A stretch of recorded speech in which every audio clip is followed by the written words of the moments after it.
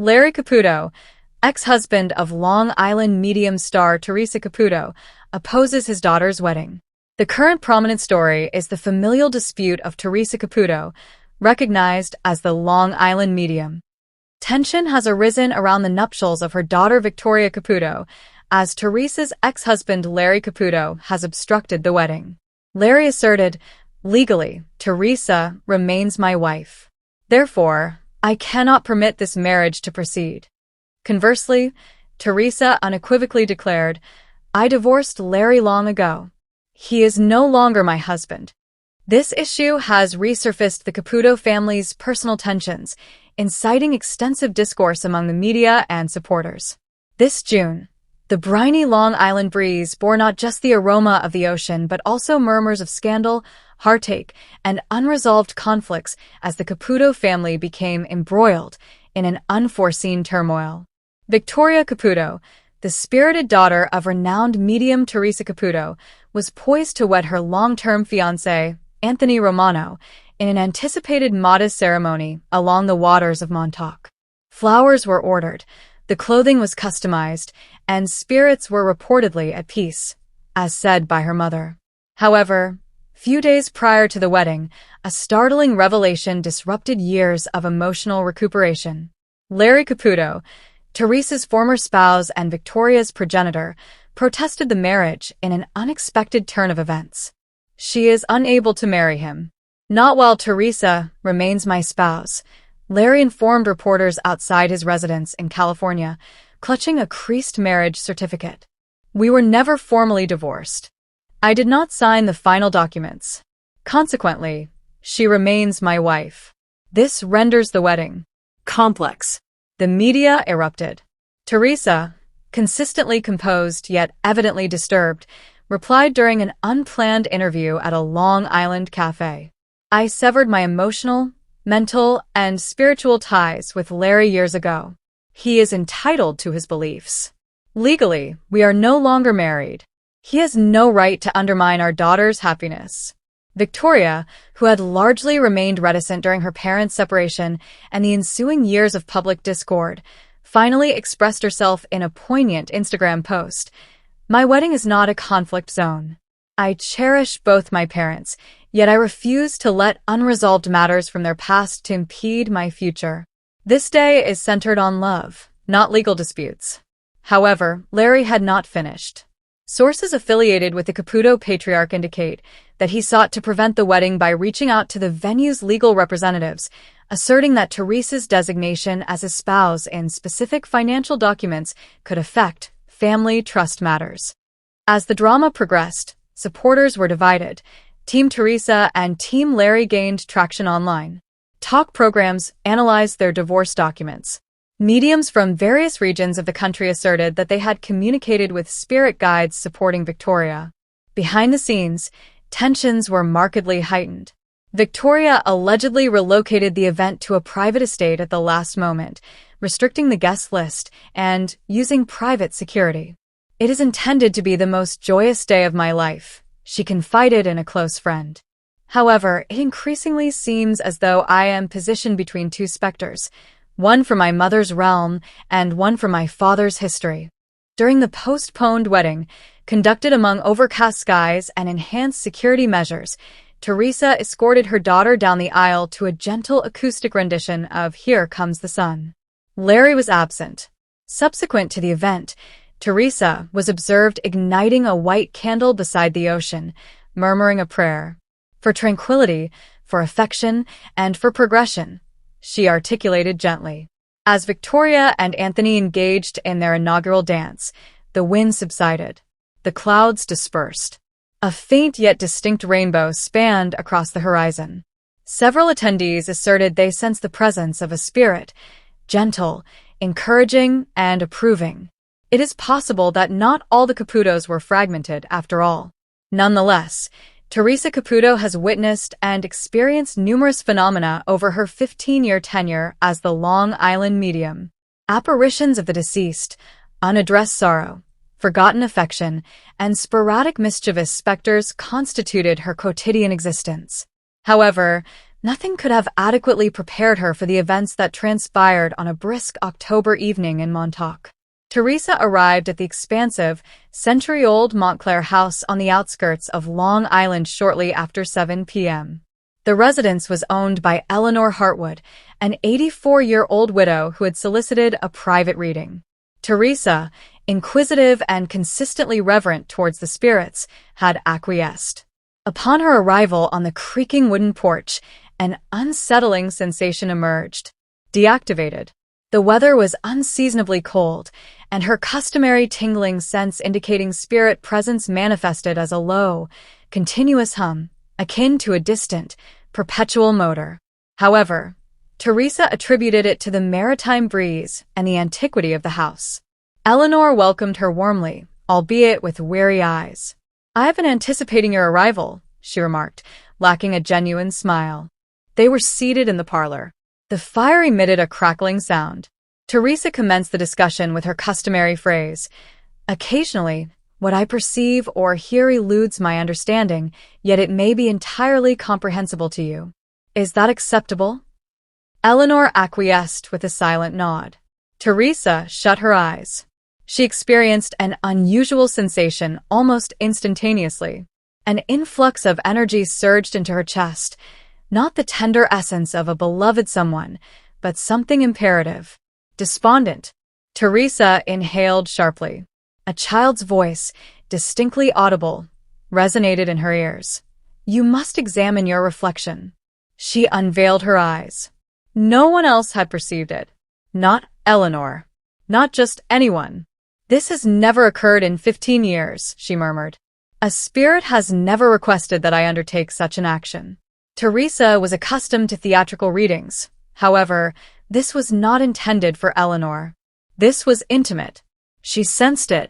She rose, irresistibly attracted down the corridor, past tarnished artworks and dirty wall coverings. She discovered an oval mirror, encased in dark oak, and gazed into it. For an instant, it was merely her reflection. Subsequently, the mirror undulated. Her reflection altered. It was not her. It was a young female child. Fair-haired, azure-hued irises, donning a white dress. She placed her small hand against the glass. "Theresa," the child articulated, her tone kind yet determined. "You made a promise." Theresa experienced a profound sense of despair. She reeled backward. "What is your identity?" she murmured. Eleanor had discreetly pursued her, observing from a concealed position. "That is Lily," Eleanor stated abruptly. "My offspring. She passed away in 1961. Theresa pivoted abruptly.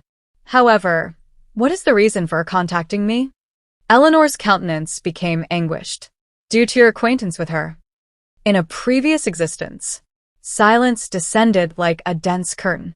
Theresa chuckled anxiously. "I do not subscribe to such notion." "Previous existences?" "I communicate with spirits. I have no recollection of past life." However, down within her chest, something awakened. A recollection. A rotating platform. A tempest. A child's laughing followed by a scream. The reflection of the girl in the mirror spoke once more. "You were my sibling, Theresa. You abandoned me." Tears accumulated in Theresa's eyes. 1,000 inexplicable dreams from her youth resurfaced. That identical visage. The identical name. Always Lily. "In 15 years, I have never had a spirit recall my presence," Theresa murmured. The young girl smiled wistfully. "It is time to recollect." Instantaneously, the room became suffused with warmth, illumination, and the fragrance of lavender, Lily's preferred blossom. Eleanor sobbed softly in her wake. "She has been anticipating your return." Subsequently, the illumination diminished rapidly. The mirror became still. The reflection reverted to its original state. However, Theresa had undergone a transformation. Theresa Caputo has never disclosed the complete particulars of that evening on any program. Close acquaintances report that she commenced regular journaling, frequently illustrating a small child in a white outfit. She elaborated on dreams, intuition, and the enigmas that lie beyond the confines of human existence. Occasionally, during her live tours, she would halt mid-sentence, as if attuned to a voice audible alone to her. Because, at this moment, she was aware. Certain communications do not originate from the afterlife. Some originate from the past. Nonetheless, on a brisk Monday morning in Long Island, sunlight filtered through the blinds of SoulCycle's East Meadow location. The atmosphere was charged with caffeine, perspiration, and the resonance of motivational slogans displayed on the walls. Ride to release. Surpass your boundaries. However, today's journey was set to transcend an entirely different threshold. Theresa Caputo, the renowned Long Island medium, entered with her characteristic blonde bouffant and elongated nails, attired in complete athletic apparel, featuring rhinestone-embellished leggings and a purple tank top inscribed with "spiritually fit." Her presence extended beyond mere exertion. She was present on an assignment. "Spirit instructed me to arrive today," Theresa murmured to the receptionist, who responded with a perplexed expression and handed her a towel. At the commencement of the lesson, the instructor, Brad, a fitness expert with divine abdominal muscles, increased the volume of the music. Beyoncé's "Run the World" resounded across the speakers. The illumination in the room diminished. Illumination flickered. However, during the midpoint of the initial ascent, an unusual occurrence transpired. Theresa, cycling with expertise, abruptly inhaled sharply. Her eyelids quivered. She elevated a meticulously groomed hand for the journey. "Pardon me," she vociferated above the music. "I am perceiving a significant presence here. Someone's granddad is attempting to communicate." The pedals continued to rotate. Brad believed she was jesting. Theresa shut her eyes, decelerating her bicycle. "He claims his name is George." Donned the Mets cap. Adored black coffee and crossword puzzles. A young woman in the back row gasped. "Oh my God.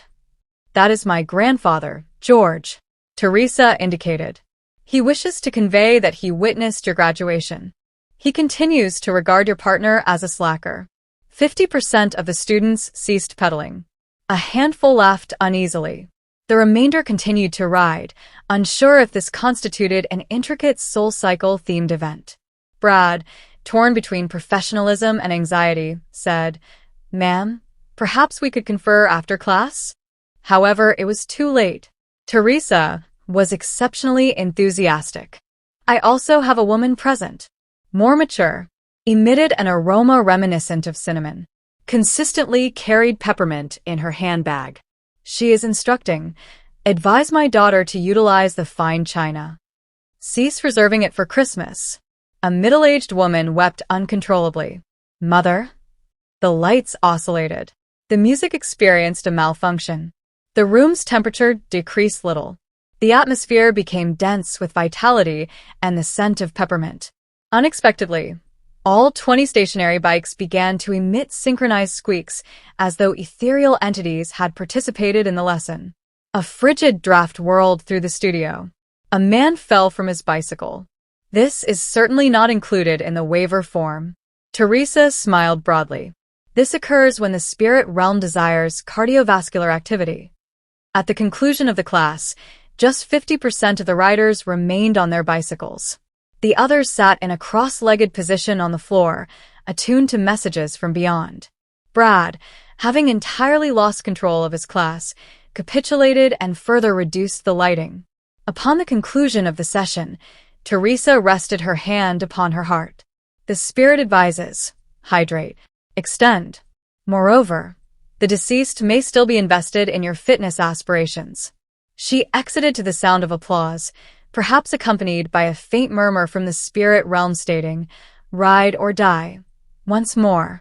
Nonetheless, on a breezy Sunday afternoon in Long Island, sunlight illuminated the large windows of La Bella Vita, a little Italian restaurant renowned for its substantial lasagna and inviting atmosphere. The sound of silverware clinking and the murmur of conversation permeated the room as a group of animated women congregated around a lengthy table in the rear corner, reminiscing, laughing, and sharing anecdotes from their past. Included among them was Theresa Caputo, the renowned Long Island medium, her distinctive blonde hair styled voluminously, her shoes audibly clicking as she entered. Today, however, she was not fulfilling her customary role. She was merely Theresa, participating in a luncheon organized by her mother with former high school acquaintances. Theresa, you recall Linda, correct? Her mother radiated joy, indicating a red-haired woman with glimmering eyes. This is Carol, Mary, and of course, Joanne. Certainly, Theresa beamed, embracing each individual. You have all remained unchanged. Equally stunning as always. They all chuckled and engaged in the rhythm of dialogue. The group had a nostalgic spirit, filling the room with warmth as they enjoyed chicken parmigiana and reminisced about the 1970s. However, an impulse compelled Theresa. She experienced the familiar alteration in energy, the little vibration in her chest, and the tingling sensation along her arms. She surveyed the table. Her instincts, refined over decades, indicated that something or someone was attempting to penetrate. Theresa inhaled deeply. She had not intended to conduct a reading today. However, the spirit had alternative intentions. Ladies, she remarked softly, her tone abruptly altered. I recognize that I am present solely as Theresa today, yet I must express something. An individual is present. They exhibit considerable persistence. The table became silent. Mary grasped her wine glass, her eyes wide open. Oh, astonishing. Let us proceed, she murmured. Theresa momentarily shut her eyes. I am perceiving a significant presence. Female gender. She is displaying a kitchen, emphasizing extensive baking, particularly highlighting lemon bars. She opened her eyes and gazed directly at Linda. Linda, is that clear to you? Linda's complexion drained of color. My mother. She prepared lemon bars each Sunday. It was her autograph. No one could replicate her uniqueness. Not even I. Theresa smiled gently. She claims you have been conversing with her recently, particularly last week. You experienced despondency and sought a sign. Linda's eyes filled with tears. I did. I was in the garden. I stated, Mother, if you are present, demonstrate something to me. Anything. She claims to have dispatched the blue butterfly, Theresa stated. Linda inhaled sharply. Oh my goodness. On that day, a blue butterfly alighted on my shoulder. I believed it was merely a coincidence. There are no coincidences, Theresa stated softly. She is accompanying you. She takes pride in your management of affairs following her demise, particularly the manner in which you attended to your father. She states, Inform my Linny that she possesses greater strength than she perceives. Linda commenced weeping, concealing her mouth. The entire table was hushed and filled with emotion. Theresa pivoted slightly. Joanne, there is an individual present for you. Robust paternal archetype. He persistently doffs a Yankees cap in my direction. Joanne laughed while weeping. My father. He attended every Yankees game, without fail. He expresses pride in your ability to relinquish the guilt. He states, the accident was not your responsibility. Cease attributing blame on yourself. Joanne's visage contorted. I have never disclosed to anyone that I was the driver on the day of the accident. I have endured that for 2 decades. Theresa extended her hand and made contact. He asserts that it was his moment. You provided him with a life replete with delight. Release the guilt, dear. The table was now a blend of laughter and tears, embraces and long-suppressed emotions finally being expressed. The server approached hesitantly, but Theresa dismissed him with a smile. Please allow us a moment. By the conclusion of the lunch, the ambience had entirely transformed. A casual supper among old friends evolved into a profoundly therapeutic and indelible encounter. As the women bid farewell, embracing Theresa warmly, her mother regarded them with a proud, knowing smile, shaking her head. You consistently claim you are merely coming for lunch, she remarked. Ultimately, you transform lives. Theresa emitted laughter. It appears that spirit does not observe weekends. They emerged into the late afternoon sunlight, the sky expansive and azure, their emotions somewhat buoyed, aware that their loved ones were not truly absent. merely awaiting the opportune moment to reconnect. Greetings, esteemed viewers. Welcome to my channel. I am Mina, and I hope your day is going exceptionally well. If you like the video, please remember to subscribe to the channel.